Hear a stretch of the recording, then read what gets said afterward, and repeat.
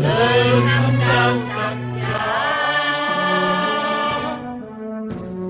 ra không ý thì xa không biết nơi hòa xa su cầu hồng bình phù mi thế xa xa.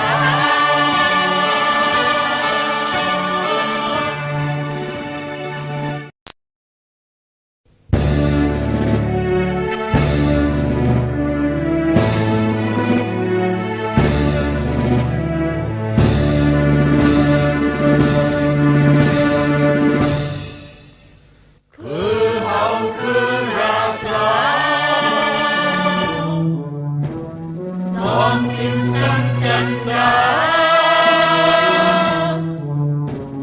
lưu năm đầu thật giả ra không ý thì xa không biết nơi hòa xa su cầu hồng bình phù mi thế xa xa.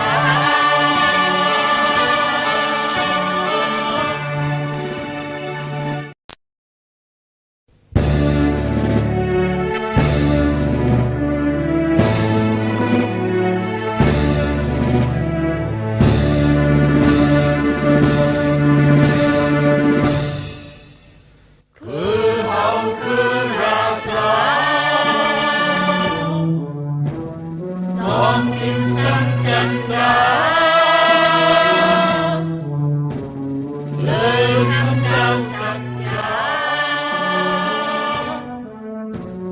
ra không ý thì xa không biết nơi hòa xa su cầu hồng bình phù mi thế xa xa.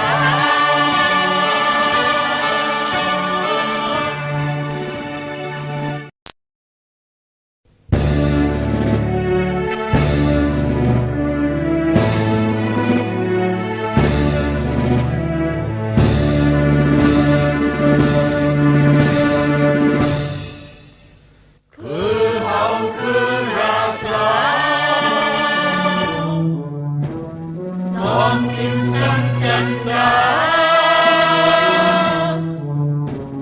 lưu năm đầu thật giả ra không ý thì xa không biết nơi hòa xa su cầu hồng bình phù mi thế xa xa.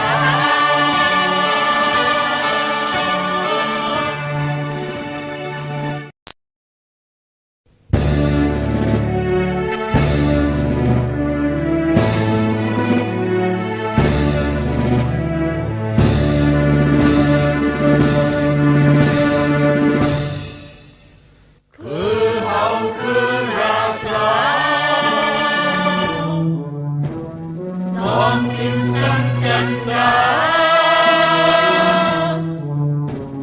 lưu năm đầu thật giả ra không ý thì xa không biết nơi hòa xa su cầu hồng bình phù mi thế xa xa.